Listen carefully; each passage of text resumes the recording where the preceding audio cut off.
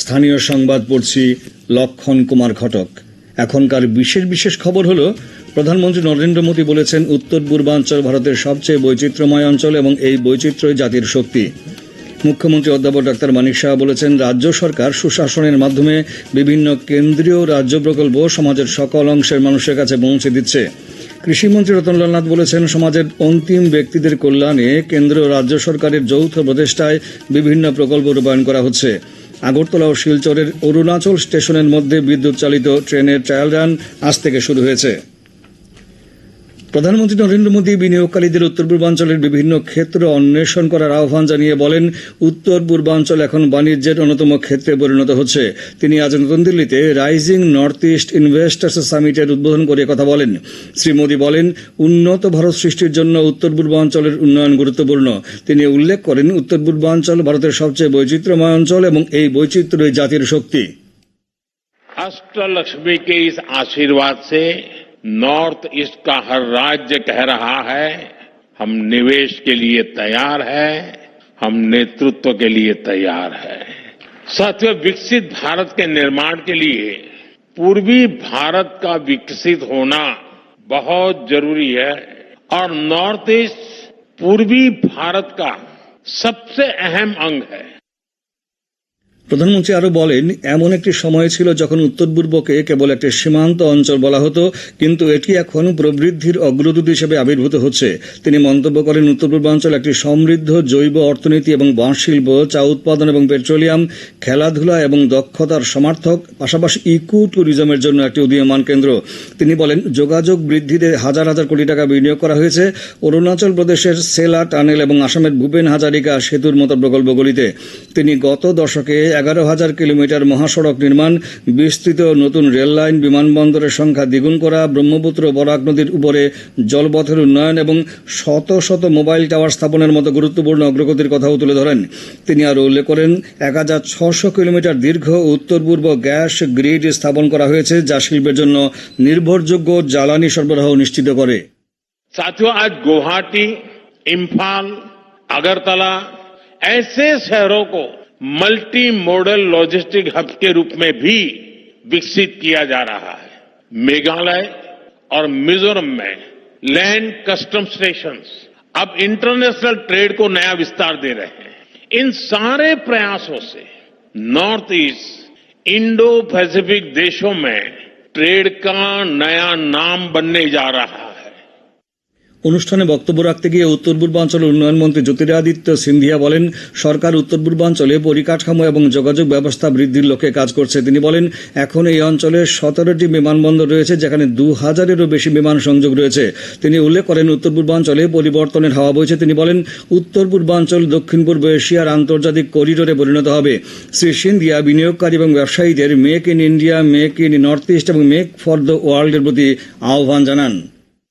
हमें पूर्ण विश्वास है कि चाहे गुवाहाटी हो, अगरतला हो, इम्फाल हो, ईटानगर हो, गैंगटॉक हो, शिलोंग हो, कोहिमा हो, ऐजवाल हो, ये विकास के नए अध्याय आने वाले समय में लिखेंगे और पूर्वोत्तर को एक स्वर्णिम दशक जहां ज्योग्राफी अब डेस्टिनी बन चुका है।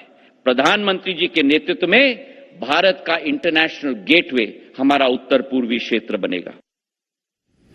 দুদিনের এই শীর্ষ সম্মেলনের লক্ষ্য উত্তর পূর্বাঞ্চলকে সুযোগের ভূমি হিসেবে তুলে ধরা এবং বিশ্বব্যাপী ও দেশীয় বিনিয়োগ আকর্ষণ করা।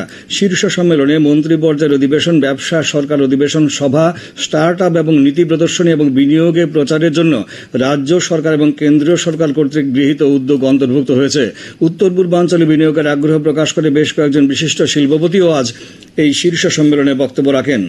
রাইজিং নর্থ ইস্ট ইনভেস্টার্স সামিটে মুখ্যমন্ত্রী অধ্যাপক ডাক্তার মানিক সাহা বলেছেন রাজ্য সরকার সুশাসনের মাধ্যমে বিভিন্ন কেন্দ্রীয় রাজ্য প্রকল্প সমাজের সকল অংশের মানুষের কাছে পৌঁছে দিচ্ছে। ত্রিপুরায় পর্যটন শিল্প, রাবার ও বাঁশভিত্তিক শিল্প, অন্যান্য শিল্পের সম্ভাবনা নিয়ে বিস্তারিত উল্লেখ করেন। শিল্প বিকাশের লক্ষ্যে ত্রিপুরায় বিনিয়োগের জন্য মুখ্যমন্ত্রী বিনিয়োগকারীদের প্রতি আহ্বান জানান।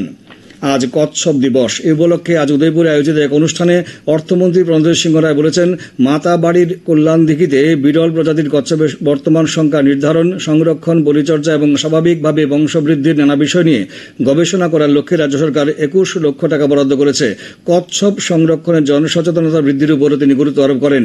অনুষ্ঠানে বক্তব্য রাখেন বনমন্ত্রী অনিমেষ দেববর্মা, উপস্থিত ছিলেন বিধায়ক অভিষেক দেবরায় ও জিতেন্দ্র মজুমদার, গোমতী জেলা পরিষদের সভাধিপতি দেবল দেবরায়, মাতাবাড়ি পঞ্চায়েত সমিতি চেয়ারপারসন শিল্পী দাস, রাজ্যের মুখ্য বন সংরক্ষক আর কে সামল প্রমুখ। মাধ্যমিক শিক্ষা দপ্তরের বিদ্যাজ্যোতি সেল ও ইন্ডিয়ান অ্যাসোসিয়েশন অব ফিজিক্স টিচার্সের যৌথ উদ্যোগে আজ আগরতলার রবীন্দ্র শতবার্ষিকী ভবনে মিট দ্য সায়েন্টিস্ট শীর্ষক অনুষ্ঠানের আয়োজন করা হয়। অনুষ্ঠানে বিজ্ঞানী পদ্মশ্রী H.C. ভার্মা অঙ্ক ফিজিক্স সম্পর্কে ভীতি ছাত্রছাত্রীরা কিভাবে দূর করতে পারবে সেই বিষয়ে আলোচনা করেন। অনুষ্ঠানে 125টি বিদ্যাজ্যোতি স্কুলের 8ম শ্রেণীর ছাত্রছাত্রীরা অংশ নেয়। কৃষিমন্ত্রী রতনলাল নাথ বলেছেন, সমাজের অন্তিম ব্যক্তিদের কল্যাণে কেন্দ্র ও রাজ্য সরকারের যৌথ প্রচেষ্টায় বিভিন্ন প্রকল্প রূপায়ণ করা হচ্ছে। আজ দুর্গাবাড়ি চা বাগানে নতুন চা পাতা বিক্রয় কেন্দ্র এবং চা বাজারজাতকরণের নতুন প্যাকেটের উদ্বোধন করে তিনি একথা বলেন। তিনি বলেন, বর্তমান রাজ্য সরকারের সময়ে রাজ্যের চা শ্রমিকদের স্থায়ীভাবে বসবাসের জন্য পাট্টায় জমি প্রদান করা হয়েছে। এছাড়া রান্নার গ্যাস সংযোগ, বিনামূল্যে রেশনের সুবিধাও পাচ্ছেন তারা। কৃষিমন্ত্রী বলেন, রাজ্যেও চা উৎপাদন অনেকটা এগিয়ে রয়েছে। রাজ্যের 52টি চা বাগানে কর্মরত 10,438 জন চা শ্রমিক সরকারি বিভিন্ন সহায়তা পাচ্ছেন। এখনো পর্যন্ত 3,939টি চা শ্রমিক পরিবারকে প্রধানমন্ত্রী আবাস যোজনায় ঘর নির্মাণ করে দেওয়া হয়েছে। অনুষ্ঠানে বক্তব্য রাখেন সম্ভাব্যমন্ত্রী শুক্লাচরণ নোয়াদিয়া, TTDCর চেয়ারম্যান সমীর রঞ্জন ঘোষ।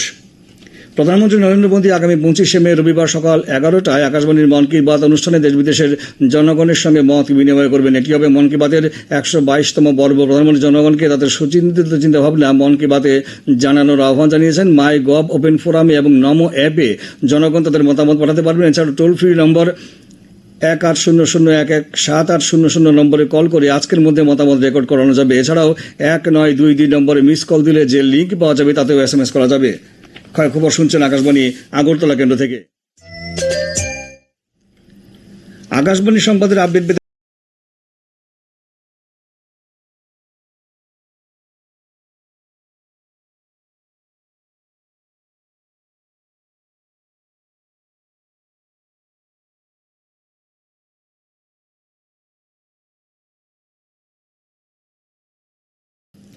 আগরতলা ও শিলচরের অরুণাচল স্টেশনের মধ্যে বিদ্যুৎ চালিত ট্রেনের ট্রায়াল রান আজ থেকে শুরু হয়েছে। আজ সকাল 6টায় আগরতলার রেল স্টেশন থেকে বিদ্যুৎ চালিত জনশতাব্দী এক্সপ্রেস অরুণাচল স্টেশনের উদ্দেশ্যে রওনা হয়।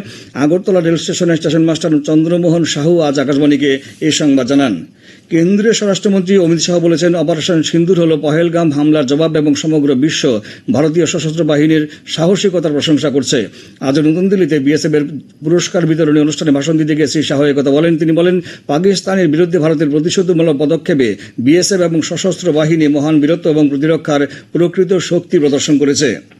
কেন্দ্রীয় সরকারের সমগ্র শিক্ষা অভিযান বিষয়ক পর্যালোচনা বৈঠক আজ কৈলাসহরের ঊনকোটি কলাক্ষেত্রে অনুষ্ঠিত হয়। বৈঠকে PM-শ্রী প্রকল্প বিষয়েও পর্যালোচনা করা হয়। 2024-25 অর্থ বছরের ঊনকোটি জেলাতে কর্মসূচি কতটুকু রূপায়িত হয়েছে এবং আগামী দিনে কি কি করণীয় এ বিষয়ে আলোচনা ও মত বিনিময় করা হয়। উপস্থিত ছিলেন বিদ্যালয় শিক্ষা দপ্তরের যুগ্ম অধিকর্তা উৎপল চক্রবর্তী, সমগ্র শিক্ষা অভিযানের ব্রাঞ্চ অফিসার কালীপ্রসাদ চাকমা, জেলা শিক্ষা আধিকারিক প্রশান্ত কিলিকদার প্রমুখ। অপারেশন সিন্দুরের ঐতিহাসিক সাফল্যের জন্য দেশের সেনাবাহিনীকে ধন্যবাদ জানিয়ে আজ বিজেপি মহিলা মোর্চার উদ্যোগে খোয়াই সিঙ্গিছড়া বাজারে তিরঙ্গা যাত্রা করা হয়। উপস্থিত ছিলেন খোয়াই জেলা পরিষদের সভাধিনেত্রী অপর্ণা সিংহ রায়, বিজেপির জেলা সভাপতি বিনয় দেব বর্মা, খোয়াই মণ্ডল সভাপতি অনুকূল দাস প্রমুখ। বিধায়ক সুশান্ত দেবের উদ্যোগে আজ থেকে বিশালগড়ের 8টি স্থানে আনন্দধারা নামে গ্রীষ্মকালীন প্রশিক্ষণ শিবির শুরু হয়েছে। 10 দিনব্যাপী এই শিবিরে সাংস্কৃতিক ও খেলাধুলা চর্চা করা হবে। আগামী সপ্তাহের মধ্যে রাজ্যে দক্ষিণ পশ্চিম মৌসুমী বায়ু অর্থাৎ বর্ষা প্রবেশ করবে বলে আবহাওয়া দপ্তর জানিয়েছে। আগামী দুদিনের মধ্যে কেরালায় বর্ষা প্রবেশ করবে। আগামী 24 ঘন্টায় রাজ্যের সব জেলায় বিক্ষিপ্তভাবে বজ্রবিদ্যুৎ সহ ঘন্টায় 30 থেকে 40 কিলোমিটার বেগে ঝড়ো হওয়া বয়ে যাওয়ার সতর্কতা জারি করা হয়েছে। আগামীকাল দিনের সর্বোচ্চ তাপমাত্রা 33 ডিগ্রি সেলসিয়াস এবং সর্বনিম্ন 24 ডিগ্রি সেলসিয়াসের কাছাকাছি থাকতে পারে। আজ দিনের সর্বোচ্চ তাপমাত্রা ছিল 33.4 ডিগ্রি সেলসিয়াস এবং সর্বনিম্ন 25 ডিগ্রি সেলসিয়াস। ত্রিপুরা অলিম্পিক অ্যাসোসিয়েশনের নবনির্বাচিত কমিটির সদস্যরা আজ শপথ গ্রহণ করেন। রাজধানীর দিল্লির ভগৎ সিং যুব আবাসের কনফারেন্স হলে হয় শপথ গ্রহণ অনুষ্ঠান। এতে কমিটির সভাপতি হিসেবে পদ্মশ্রী অলিম্পিয়ান দীপা কর্মকার ও সাধারণ সম্পাদক হিসেবে সুজিত রায় সহ সকল পদাধিকারী ও সদস্যরা শপথ নেন। এই কমিটি আগামী 4 বছরের জন্য গঠিত হয়েছে। শপথ গ্রহণ অনুষ্ঠানে অতিথি হিসেবে ছিলেন ক্রীড়ামন্ত্রী টিঙ্কু রায়। তিনি নবনির্বাচিত কমিটিকে শুভেচ্ছা জানান। রাজ্যে খেলাধুলার প্রসারে এই কমিটি আগামী দিনে সদর্থক ভূমিকা নেবে বলেও তিনি আশা প্রকাশ করেন। ত্রিপুরা ফুটবল অ্যাসোসিয়েশন পরিচালিত ঘরোয়া তৃতীয় ডিভিশন লিগ ফুটবল প্রতিযোগিতার আজকের খেলায় সবুজ সংঘ জয়লাভ করেছে। উমাকান্ত মিনি স্টেডিয়ামে বিকালে অনুষ্ঠিত খেলায় সবুজ সংঘ 3-0 গোলে আমরা কজনাকে পরাজিত করে। শেষ করার আগেই বিশেষ খবরগুলি আরেকবার পড়ছি। প্রধানমন্ত্রী নরেন্দ্র মোদী বলেছেন, উত্তর পূর্বাঞ্চল ভারতের সবচেয়ে বৈচিত্র্যময় অঞ্চল এবং এই বৈচিত্র্য জাতির শক্তি। মুখ্যমন্ত্রী অধ্যাপক ডক্টর মানিক সাহা বলেছেন, রাজ্য সরকার সুশাসনের মাধ্যমে বিভিন্ন কেন্দ্রীয় রাজ্য প্রকল্প সমাজের সকল অংশে মানুষের কাছে পৌঁছে দিচ্ছে। কৃষিমন্ত্রী রতনলাল নাথ বলেছেন, সমাজের অন্তিম ব্যক্তিদের কল্যাণে কেন্দ্রীয় রাজ্য সরকারের যৌথ প্রচেষ্টায় বিভিন্ন প্রকল্প রূপায়ণ করা হচ্ছে। আগরতলা ও শিলচরের অরুণাচল স্টেশনের মধ্যে বিদ্যুৎ চালিত ট্রেনের ট্রায়াল রান আজ থেকে শুরু হয়েছে। স্থানীয় সংবাদ আজকের মতো এখানেই শেষ হলো। পরবর্তী বাংলা স্থানীয় সংবাদ প্রচারিত হবে আগামীকাল সকাল